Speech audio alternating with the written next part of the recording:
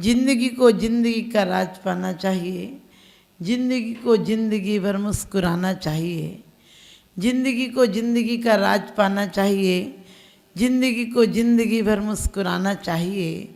और जिंदगी में जिंदगी का राजगर पाया नहीं तो जिंदगी को जिंदगी से रूठ जाना चाहिए, जिंदगी को जिंदगी से रूठ जाना चाहिए।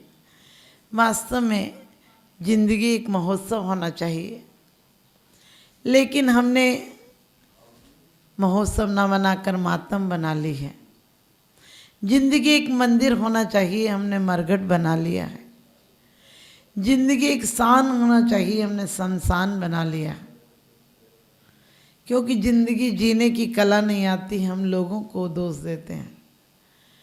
कभी भी यही जिंदगी, ऐसी ही परिस्थितियाँ महापुरुषों के जीवन में उत्थान का कारण हो जाती हैं, मोक्ष का कारण हो जाती हैं, उनकी यादगार का कारण हो जाती हैं, और हमें वही परिस्थितियाँ मातम और नरक बना देती हैं, हमारे जीवन में संघर्ष संक्लेश कर देती हैं। क्योंकि मुर्दा, आपने देखा होगा, मुर्दा जब नदी के भरोसे छोड़ देता अपने आप को तो नदी उसे पार करा देती, तिरा देती है। लेकिन जब तक जिंदा आदमी नदी से लड़ने की कोशिश करता है, नदी उसे डुबा देती है। नदी को पता नहीं है कि जिंदा को तिराना चाहिए और मुर्दे को डुबा दे तो कोई दिक्कत नहीं, लेकिन नदी तो हमें जीवन का रहस्य बताती है कि तुम संसार में अपनी अकड़ बताओगे, अपनी करामात बताओगे तो डूब जाओगे।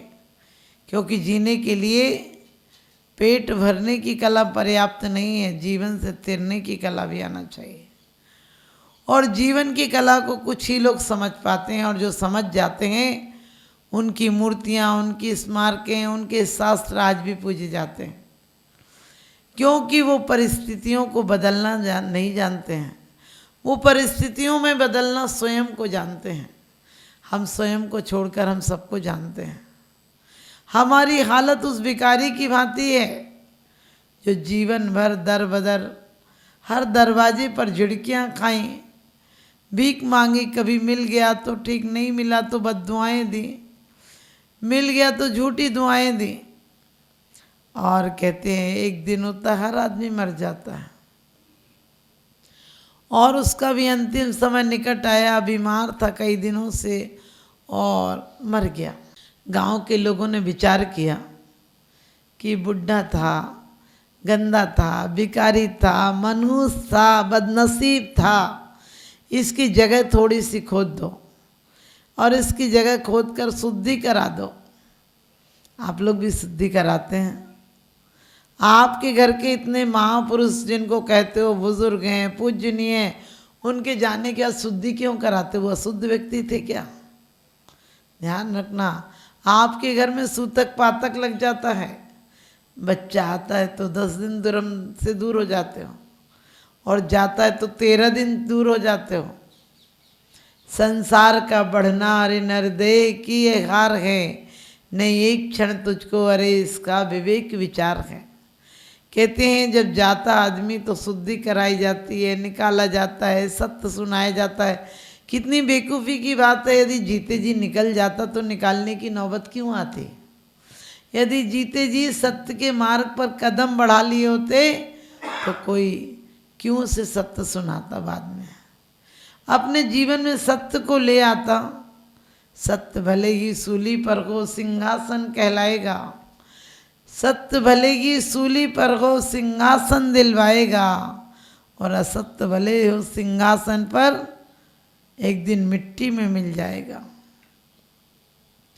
तो इसी प्रकार से हमारे घर में भी क्या करते हैं, हम इतना जोड़ते हैं, हमेशा पत्नी से मांगते हैं कुछ दे, मित्रों से मांगते हैं, व्यापारियों से मांगते हैं, साहूकार से मांगते हैं, बैंक से मांगते हैं, और मांगते मांगते इतने बड़े भिखारी हो जाते हैं कि हमारा दिल भी उतना ही दरिद्र हो जाता है।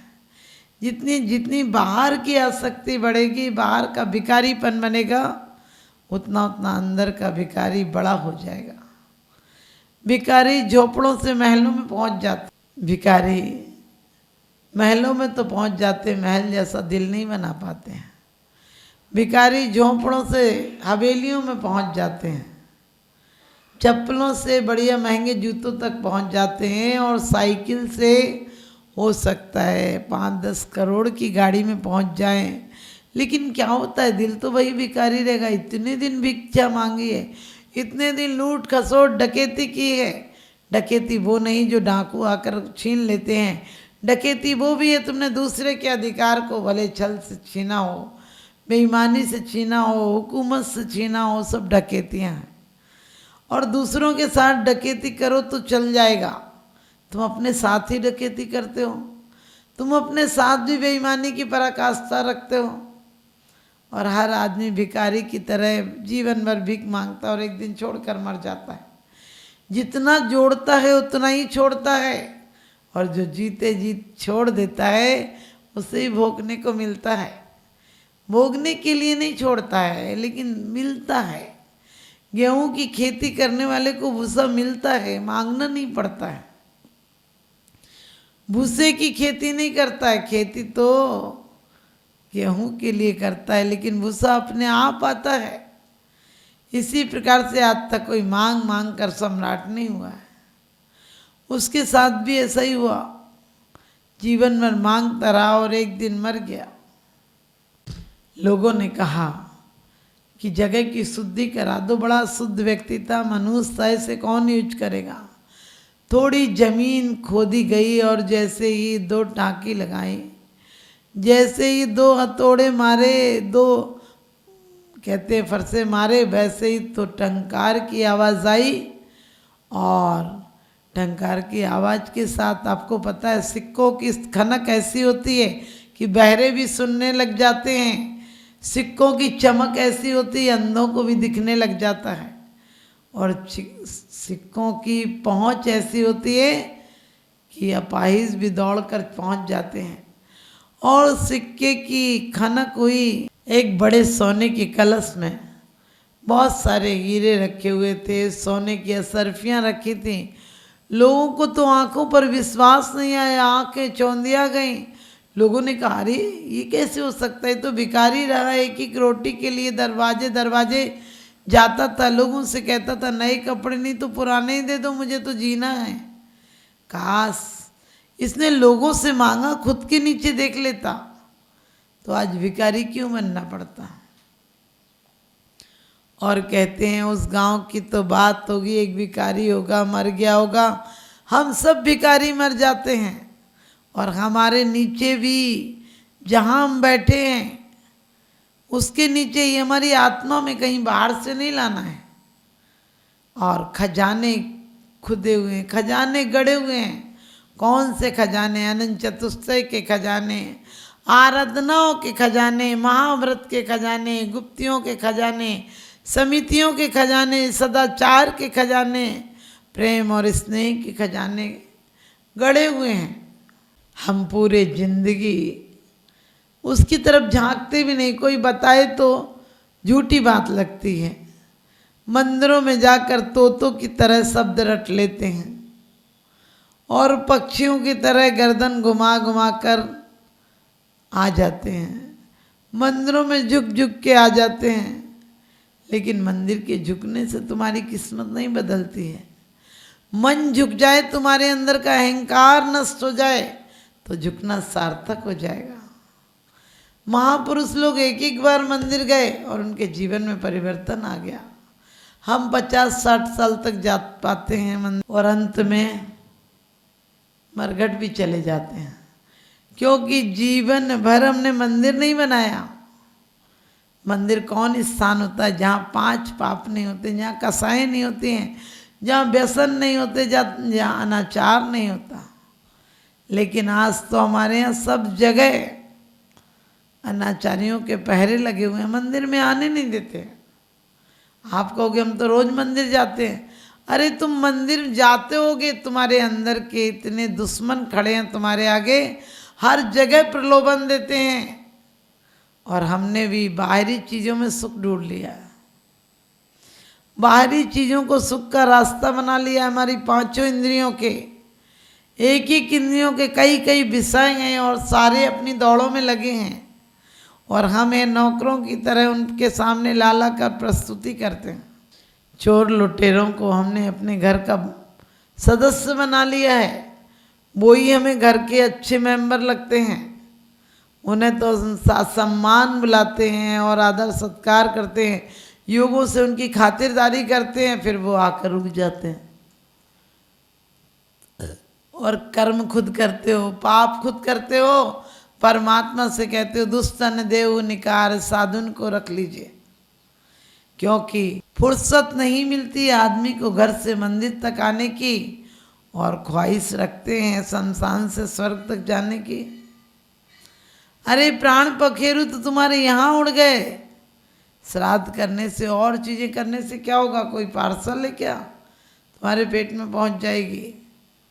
इससे अच्छा है अपने आप को बदलो। हमारे आचार्य जी ने बड़ी अच्छी बात कही है, अरे सुधारक जगत की मत कर चिंता यार, और तेरा ही मन जगत है, पहले इसे सुधार।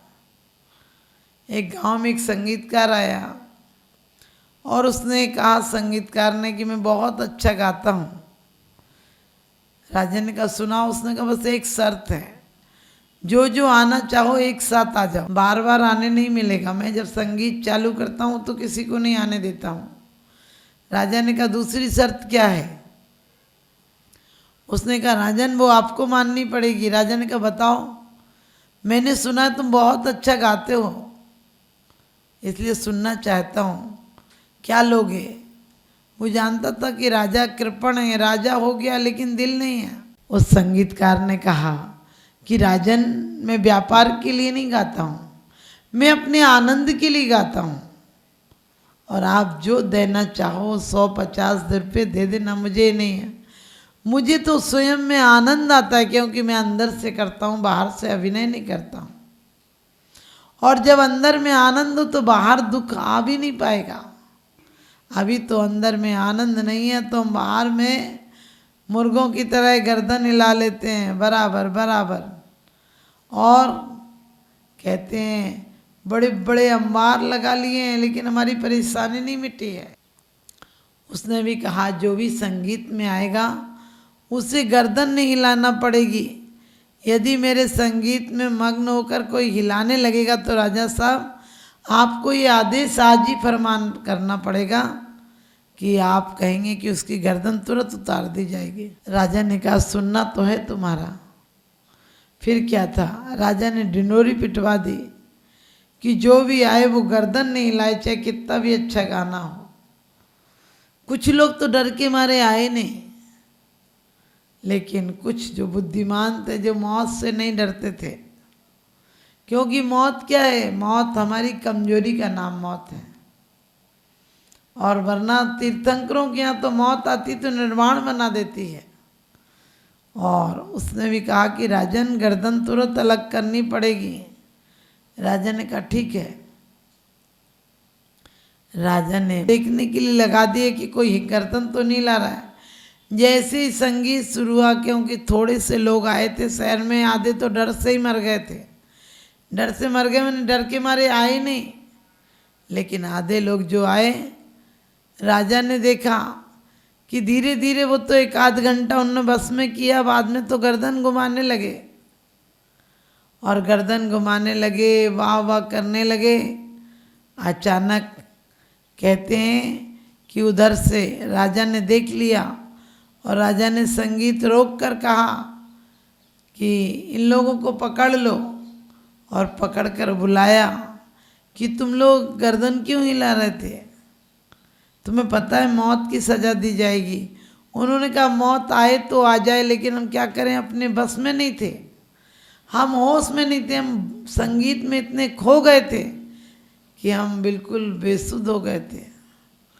और राजा ने जैसे ही कहा इनकी गर्दन उतार दो, वैसे ही संगीतकार बोला गर्दन नहीं उतरवानी है, अब इन्हें आप सज़ा मुक्त कर दें। यही लोग कल से हमारे फाइनल में बैठेंगे, क्योंकि जिन्हें संगीत का ABCD पता नहीं, जिन्हें संगीत की शुरुआत पता नहीं, वो संगीत की क्या कदर करेंगे। इन्हें इतनी कदर है कि इन्होंने जान की बाजी लगाकर भी उस संगीत की कला को पहचाना, ये नृत्य करने लगे। इन्हें जरूर रखना है हमारे जीवन में भी। यही हाल है। परमात्मा का संगीत हमारे सामने है, उनकी अनुभूतियाँ, उनकी आनंद की अनुभूतियाँ हमारे सामने, उनके कैसे प्रशस्त चेहरे दिखते हैं। आपने देखा होगा तीर्थंकर की प्रतिमा पर कोई दाढ़ी मूछ नहीं होती है, क्योंकि जैसे युवा होता है आदमी वैसी चिंताएं ग्रस लेती हैं, सांसारिक जिम्मेदारियां आ जाती हैं। लेकिन तीर्थंकर लोग यदि रगे भी घर में तो भी वो निर्लिप्त रहे। हमें भी वैसा ही जीवन अपनाना है। हमें जीवन में संघर्ष नहीं करना है, हमें समर्पण करना है, क्योंकि संघर्ष और समर्पण देखने में एक सा लगता है। लेकिन आपने देखा होगा जहाँ संघर्ष हो, जहाँ देना पड़े, जहाँ कोई मजबूरन आपसे ज़बरदस्ती वसूल कर ले, वहाँ आपको कष्ट होता है कि देना पड़ा। लेकिन जब आप हर्ष उल्लास से अपने पास के पैसे 1000-2000 रुपया त्यागियों पर खर्च कर देते तो क्या कहते हो, आज तो धन्य हो गए, हमारा पैसा धन्य हो गया। आपको उस दिन धन्यता आती है, आप कहोगे है इसलिए दे देते हैं, है इसलिए नहीं दे देते हो, है इसलिए दे दे तो आप सड़क पर डाल दो, कोई भिखारी उठा लेगा, नहीं डालते हो, आप हाथों हाथ देते हो। इसी प्रकार से परमात्मा ने तुम्हें भिखारी बनाकर नहीं, सम्राट बनाकर भेजा है। आपके बुजुर्गों में इतनी दम है कि वो चाहें तो 2, 4, 10 को आज परमात्मा बना सकते हैं। लेकिन हमने निंदा का मार्ग अपनाया। जितने गलत लोग हैं, जितने भ्रष्ट लोग हैं, उनको हम बड़ा आदर्श मानते हैं, और जितने आदर्श लोग हैं उनका उपहास उड़ाते हैं।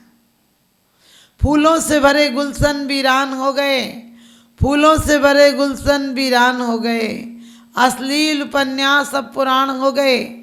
देवदास गुरुओं के पास नई पीढ़ी का मन नहीं लगता, उनके लिए तो फिल्मी एक्टर ही भगवान हो गए, उनके लिए तो फिल्मी एक्टर ही भगवान हो गए।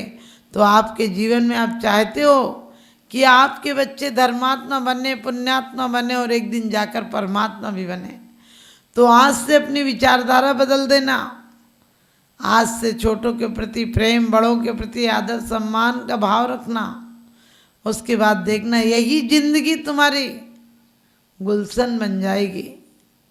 आज गंदे नाली का पानी बना हुआ है, अपन रोज भगवान का नाम ले लेते हैं। ऐसे नाम लेने से काम चलेगा क्या? हम आत्मा परमात्मा की बात कर लेते हैं। जड़ चेतन की सब परिणति प्रभु अपने अपने में होती है, अनुकूल कहें प्रतिकूल कहें, यह झूठी मन की वृत्ति है। कितनी बड़ी बड़ी बातें हम पढ़ लेते हैं कि जड़ की वृत्ति है, लेकिन कहाँ लगी है चेतना? सुबह से शाम तक, जन्म से मरघट तक आसक्तियों में जीते हैं, आसक्तियों में मर जाते हैं। तो हमें चाहिए कि आज से ही परिवर्तन लाएं।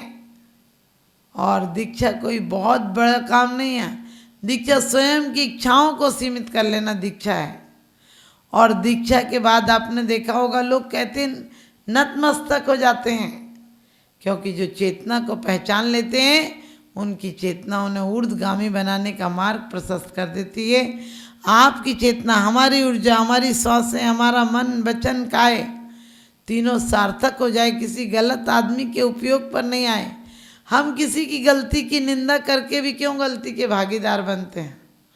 अच्छाई करोगे, गुणानुवाद करोगे, गुणानुराग करोगे, धर्मात्माओं से तो महान बन जाओगे।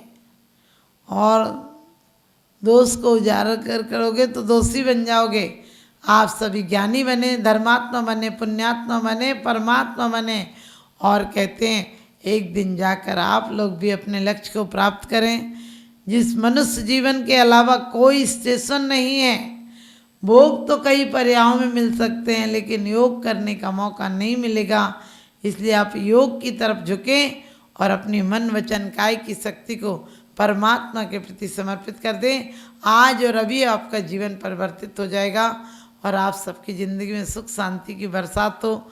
चिंताओं से मुक्त होना है तो परमात्मा की भक्ति डेली करें, तो आप जीवन में संसार से मुक्त हो जाओगे। और इस संसार के बंधनों से, दुखों से, एक एक जीवन के कितने किस्से होते हैं और कितने हिस्से होते हैं।